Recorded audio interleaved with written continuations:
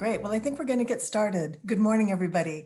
I am coming to you from the west coast of Canada. I'm in Vancouver on the traditional unceded and ancestral lands of the Coast Salish people, the Squamish, Tsleil-Waututh, and Musqueam nations. I'm Jocelyn Fraser. I'm really pleased to be here with you this morning and so pleased to see so many people joining us. I'm going to pass it over to my colleague, Catherine, to give you a few instructions, and we look forward to getting started. Hello, I'm Catherine McCallum and I'm coming to you from Wales. It's great to see you all here today. It's really exciting for us. It's been a lot of planning in getting this event together. What we're going to be doing over the next couple of hours is, instead of the traditional sort of plenary and panel sessions that's dominating the rest of the event, we're going to actively engage you in a process. We have 4 scenarios that are based around environment, around shared value, around Indigenous people, and around governance. And we are going to be inviting some of you who've registered as active participants to actively participate in a discussion, and for those of you who have registered observers to observe the discussion in these 4 breakout groups. As you can see from the screen in front, we've got 4 facilitators who are all sort of experts in their own right in social and or risk management and mitigation. And they will be sort of leading you through the breakout rooms. We'll be using a range of online tools today, one of which is called Padlet. And this is a virtual whiteboard tool. And in your breakout rooms, you will be given sort of brief instructions of how to use that.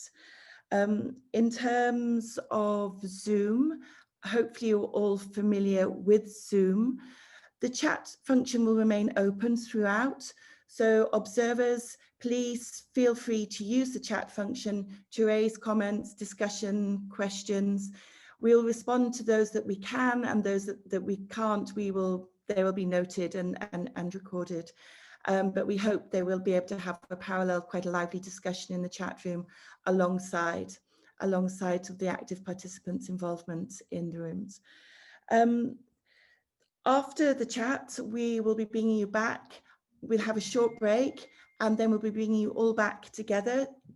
And then you'll all receive and sort of be a presentation of the different scenarios that'll be shared with you all. And we will be closing the session with a vote on the outcomes from the different scenarios, which will hopefully result in a series of priorities that would be able to be taken forward with this fictitious project. And I'm going to hand back to Jocelyn now to talk a little bit about the scenario. Okay, to kick us off, we're going to show you a video. Before I do that, I noticed we have a message from our convener to ask if those of you who received a code naming you as an active participant, if you could rename yourself now, that would be a terrific way for us to be able to easily sort you into the groups for the various scenarios. So before we do those scenarios and go to those breakout rooms, we're going to show you a short video. And the idea with the video is to sort of provide you with a bit of a scene setter, to give you some context for the questions that we'll consider in those 4 breakout rooms that Catherine mentioned. Following the video, there may be that momentary Zoom pause while we wait as you're redirected to your rooms, but don't worry, we'll transport all of you there smoothly. And then we will transport you after the video. You'll be transported to your rooms where your facilitators will be able to give you more detailed instructions. So bear with me now. I'm going to start the video. Residents of Kamistad, a remote northern community, are considering a proposal from a company that wants to build a gold and cobalt mine in their community. The proposed mine would be on the edge of a national park, and it's raising questions about economic development, environmental protection, Indigenous rights, and one community's role in our transition to a low-carbon future. I traveled north to talk to company officials, local residents, and conservation groups about what the gold coal mine means for them. While none would dispute the beauty of this landscape, opinions on how the land should be used are generating debate in northern Moldova. Aslet Landman and his family are reindeer herders, and they've called this area home for generations. I have known that I'm going to be a reindeer herder since I was 8 years old. This is how I live.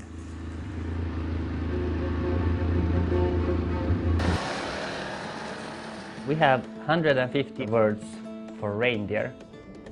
I want to keep them safe. I want to know where they are and how they are doing.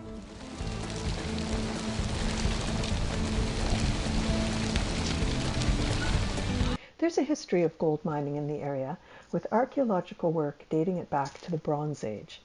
Until the late 1970s, mining was undertaken mostly by the state. Today, the largest reindeer herds in the region live close to Kaminainet, a natural preserve set aside some years ago to protect this age-old way of life. But times are changing. 5 years ago, Snow Fox Exploration discovered a gold and cobalt deposit on the border of Kaminainet. Now, the company is finishing a plan to develop a mining project.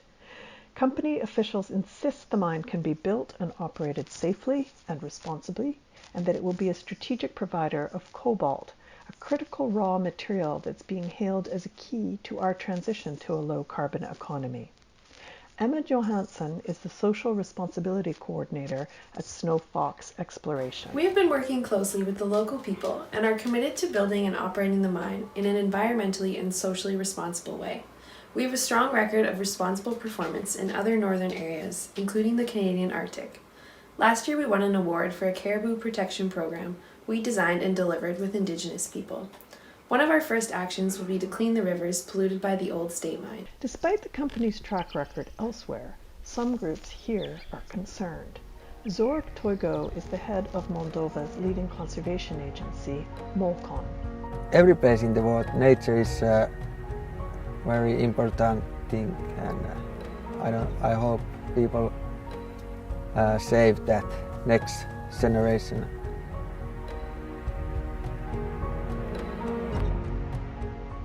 Others argue that the jobs and opportunities that come with a mine would be a welcome addition to an area that has seen little economic growth in recent years. I asked to meet Mayor Tony Morozov of Kamistad, and we go for a walk in Kaminainet Nature Preserve. I wonder if you can talk a little bit about what having a mine in the community means for your community and residents.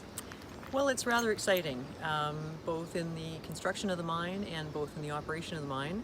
We would hope to see local residents employed, and for us that's great. We've been in an economically struggling environment for some time, and so these jobs and job creation is important to us. There are suppliers and other contractors in the area who would benefit from supplying the mine with various materials and such, and certainly maybe in transportation. So we're looking forward to those opportunities as well.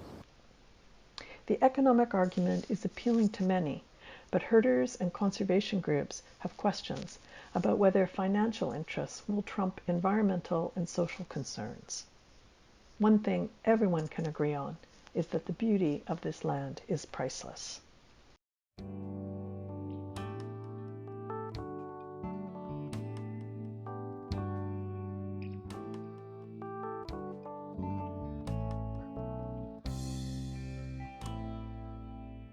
Okay. So thank you all very much.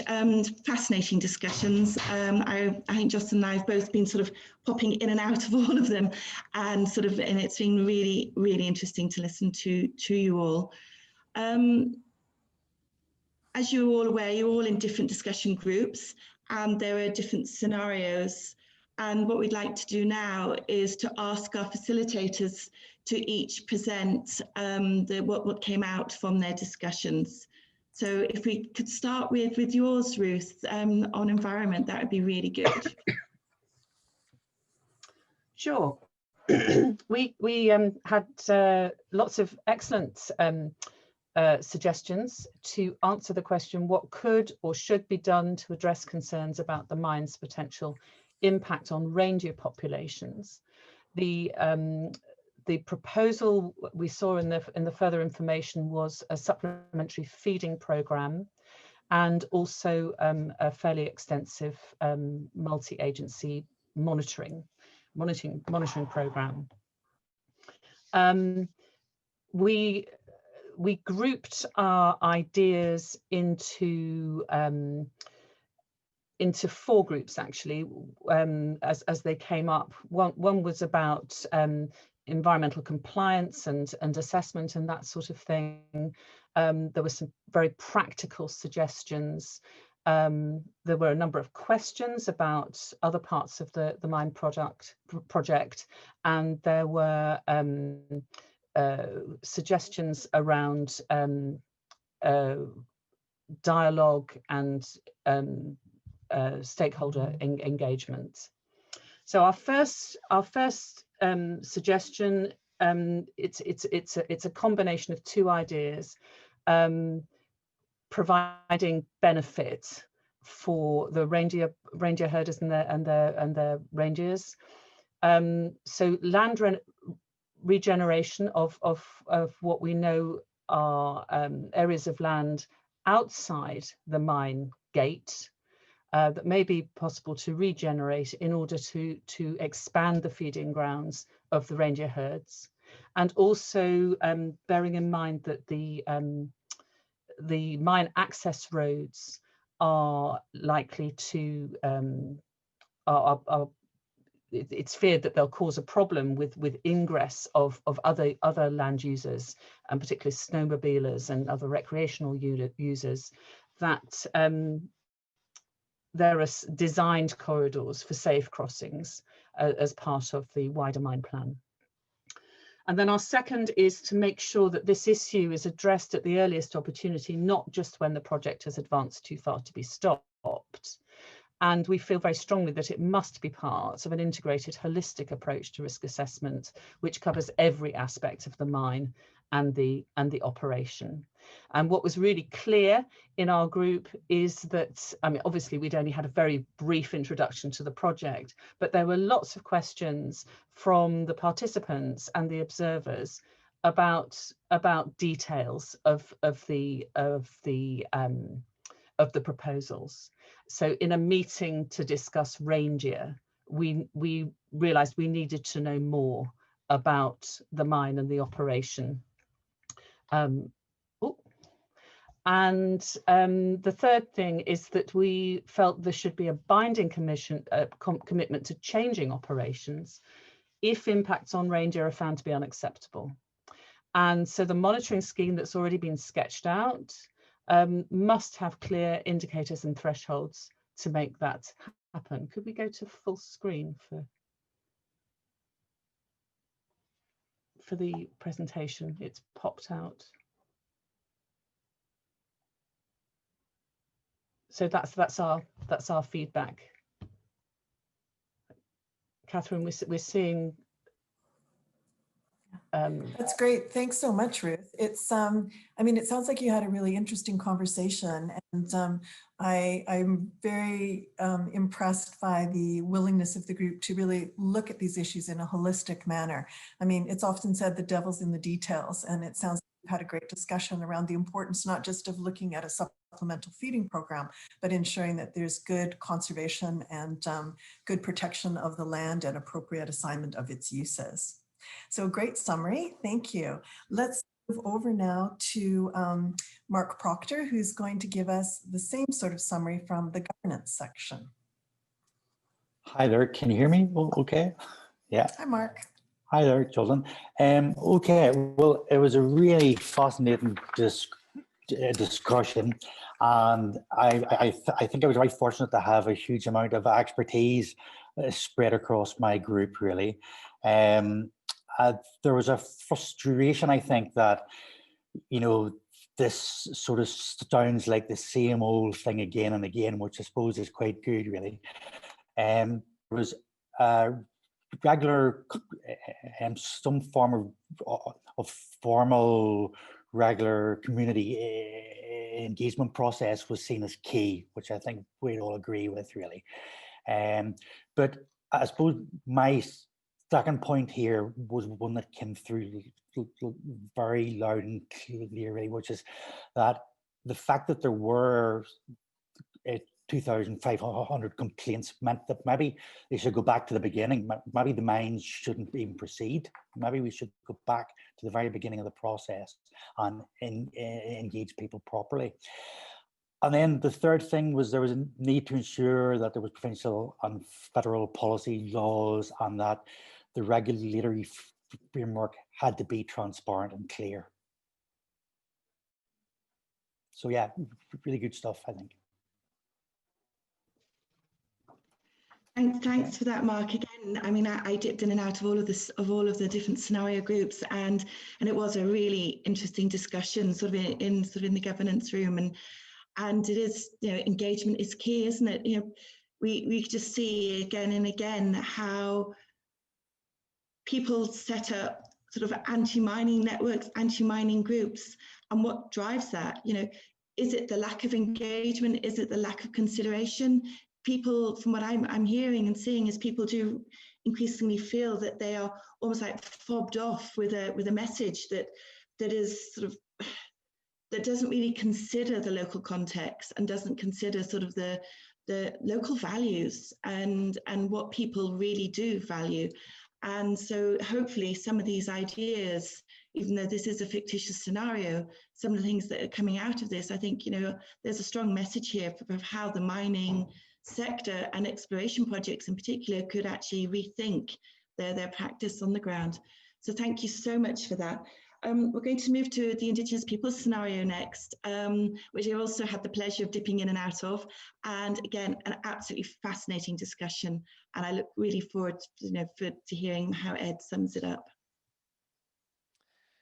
Thanks, Catherine. So yeah, as with Mark's group, really great mix of views and different points of views, and clearly a lot of expertise and experience being brought to the table. So it was great to see that. So this session really looked at the Caminennet people who are impacted, you know, through physical displacement and economic displacement impacts on their reindeer. So we really looked at the question of what could or should be done to enable the Caminennet people to have a voice in the process. So we actually, the status of Caminennet was sort of, I guess, a bit up in the air. They could be considered as indigenous peoples with the right to consent and effectively be able to say no to the project, or they could be considered as just another citizen in the community, and actually sort of national government has a right to sort of make final decisions about nationally important projects like this. So really interesting range of views, and how do you resolve that? So actually kind of one fundamental point was just clarifying the rights of the Caminennet people in the first place. And that is the basis for their involvement in decision making from there. So not just engagement and consultation, but actually what rights do they have, to clarify what rights they have to be involved in representation. And then obviously, yeah, representation in decision making processes. So not only run by the company in terms of their consultation engagement, but also importantly, governmental, local, regional, national governmental decision-making processes, and making sure that the Caminennet have an equitable say and voice in that based on their rights. And also potentially project-specific decision-making bodies, you know, multi-stakeholder groups. Then based on that is ensuring that we're making sure that we understand that decision-making is informed. So making sure that there's really good understanding of the impacts and the pros and the cons and the benefits, but also that everyone understands the context of that, understands the Caminennet people, but also understands the project itself and the wider national importance. So going way beyond a normal impact assessment is really everyone being informed and understanding that. And actually awareness programs. So we talked about education programs by the Caminennet people to really understand the project and impacts of the project, but also recognizing that it's important that the company and government officials also have similar awareness raising as well, so that there's really informed decision making. And then there was a real, just a final point, which, yeah, so those are the real key points. So clarifying the rights of Caminennet to be involved in decision making, to have really good decision making bodies that are collective and represent the voice of Caminennet, and then to have processes in place to make sure that people have the capacity to make informed decisions in that. So it was a really, Great. really great discussion and very diverse. You know, we had lots of other specific points that we weren't able to touch on. That sounds great. What a nice summary. Thanks, Ed. I think this is one of the things we're finding, and often do find in these rich conversations, is there's so much ground we could cover. I was particularly struck by the observations that your group made around the importance of recognizing different worldviews and different cultures and different operating contexts. And someone had put in the chat box the importance of recognizing that communities are very diverse, you know, that just speaking with one person sometimes doesn't give you a really holistic view on all the different and important areas, especially for Indigenous people as rights holders to have a voice in decisions that impact them and their communities. So that sounds like a really rich conversation. And I spent most of my time in the shared value session, where I know Sarah also had a really great conversation. So Sarah, over to you to summarize what you heard within your group. Brilliant. Thank you very much for that, Jocelyn. So what we had in our session was trying to address a shared value opportunity.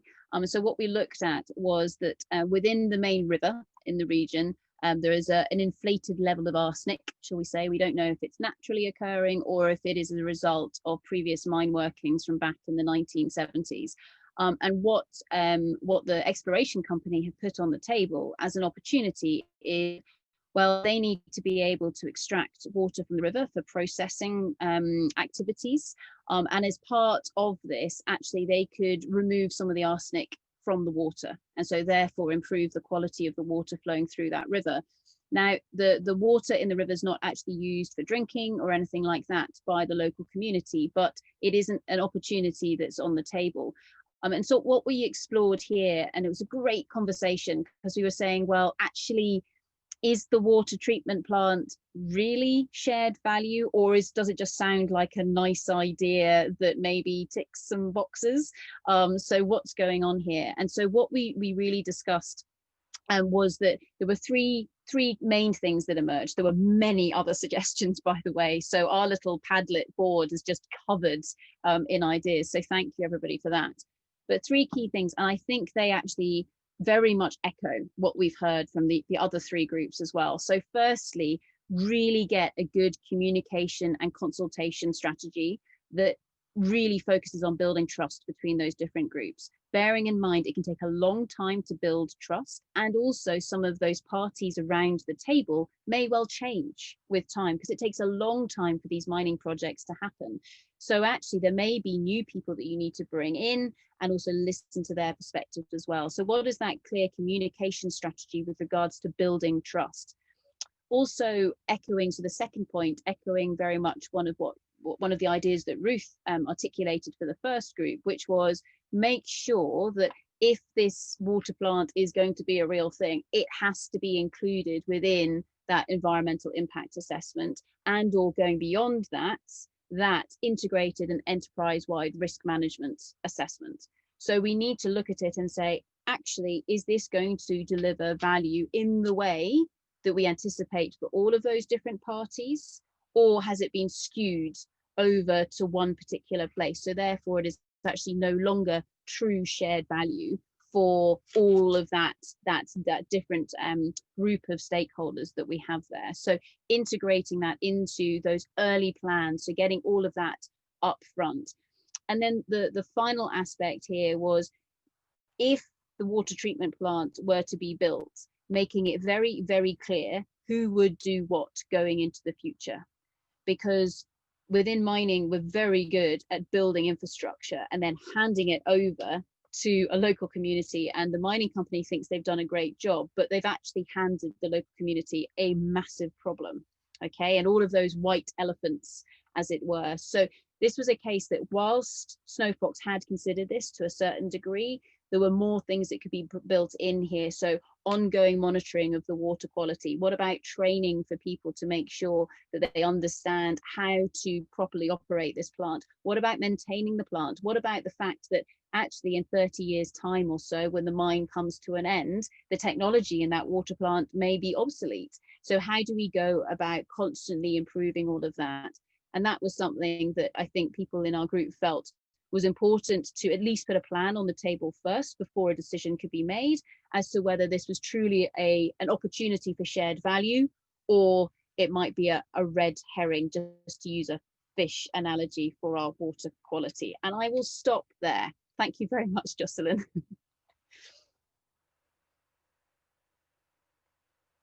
She's on mute. That was fascinating, absolutely fascinating. Thank you, Sarah.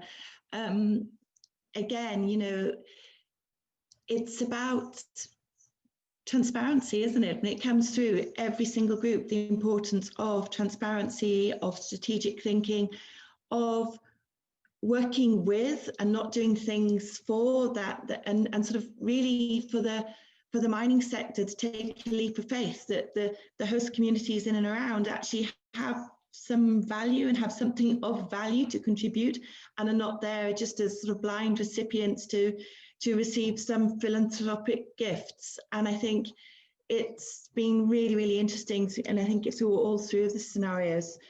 So everyone, you should have had pasted in the chat a link to Mentimeter. So what I'd like to invite you all to do now, you'll see if you click on that, link, it'll take you to a Mentimeter vote, and you can each choose,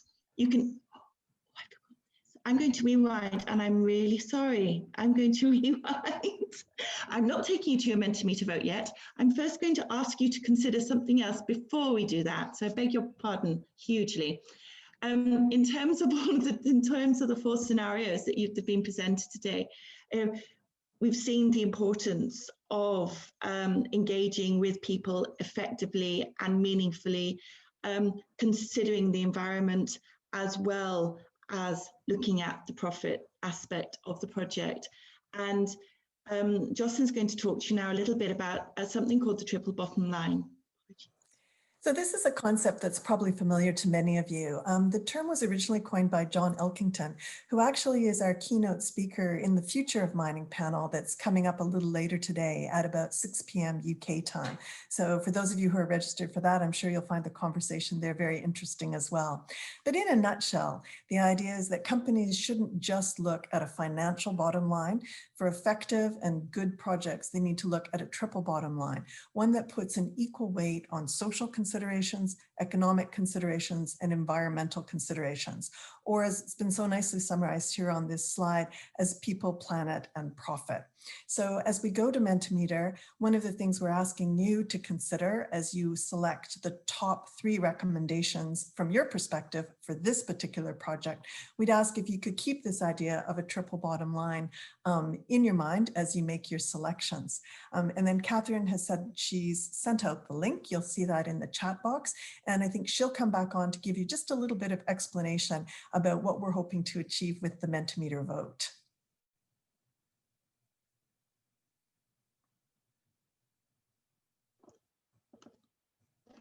So you will all see, if you click on the link, you will all see that you have sort of 3, there are a list of options. There should be 12 options there, sort of 3 from each of the four groups. And what we'd like you to do, we'd like you to each select 3. And once you've selected your 3, if you'd then like to come back sort of to the Zoom screen.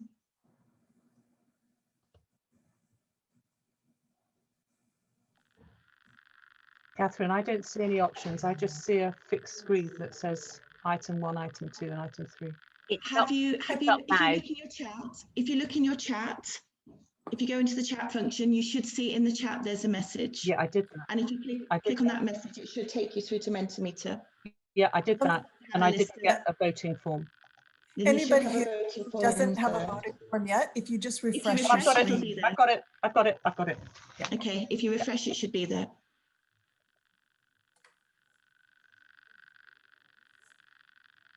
Great.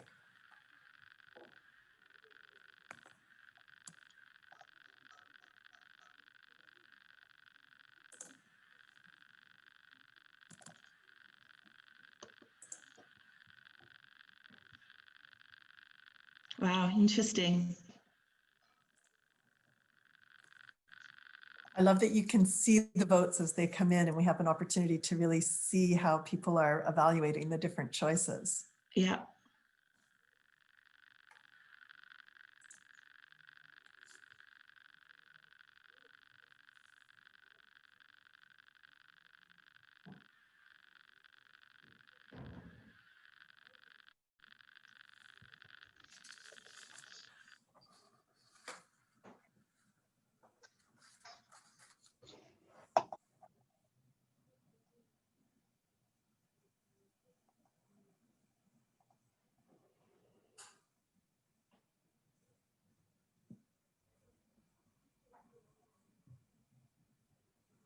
This is really interesting.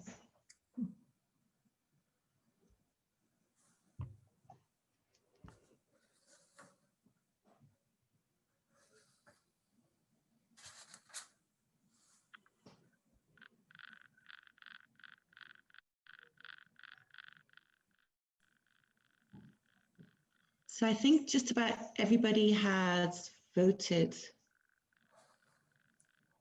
Oh, a few more to go.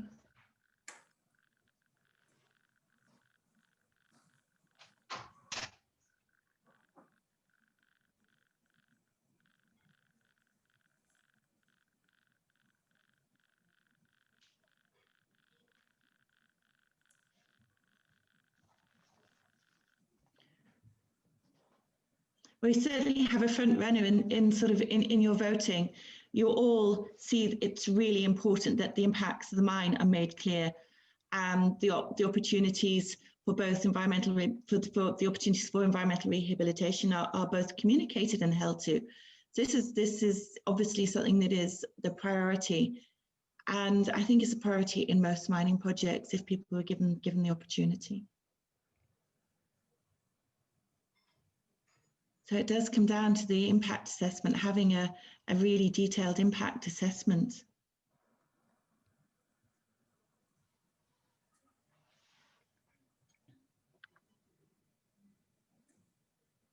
Okay, and also the importance of clear communication and trust, and then understanding the risks across the different aspects, across the different complexities of a mine development project as well. And of course, engagement is very important. So I think everybody has voted. So really, I'd like to thank you all very much for your participation in this session. We've had a few sort of minor sort of technical glitches that you've all been very considerate of and sort of managed with us. So thank you for that. It is really interesting, sort of the project, actually our session's being delivered from, I think, 6 or 7 different countries. And so it's been a bit of a coordinated response. And it's been fascinating having all of your involvement as well. Absolutely fascinating. So thank you for this. In terms of the project and in terms of this activity, it is the first of the debates of the sessions through our partnership project with the Natural History Museum. And there are sessions ongoing this afternoon and then tomorrow as well, culminating in a live debate between sort of 4 sort of fantastic sort of representatives of their respective areas. So I'd just like to say thank you to everyone sort of for making the time to join us today and for all of your input. We'll be we'll be looking at the Padlets, and we'll be sort of analysing the information that you've provided in more detail and using some of the information that you've shared with us in terms of, in fact, and how we move forwards in terms of developing an exploration or a discovery roadmap sort of for the EU. So thank you all very much for this. Yeah, and I just like to jump in to also say thanks. I've been following the chat as we've been looking at Mentimeter, and there's just an amazing number of terrific comments coming in there, including questions from people about really, should communities have the right simply to say no to projects that aren't suitable for them? So I think we've had a really rich and robust conversation. I'd also like to add my thanks to the technical team, amazing amount of backroom work. So thank you to all of our wonderful facilitators and the wing people, as we've called them, those who are in the background providing that support. For me, it's been a wonderful session. I thank you so much for joining us. I really encourage you to check in to the other amazing sessions that are coming up later today and tomorrow so that we can all weigh in on, can mining make the world a greener place? Thanks so much, everybody, and bye from Vancouver.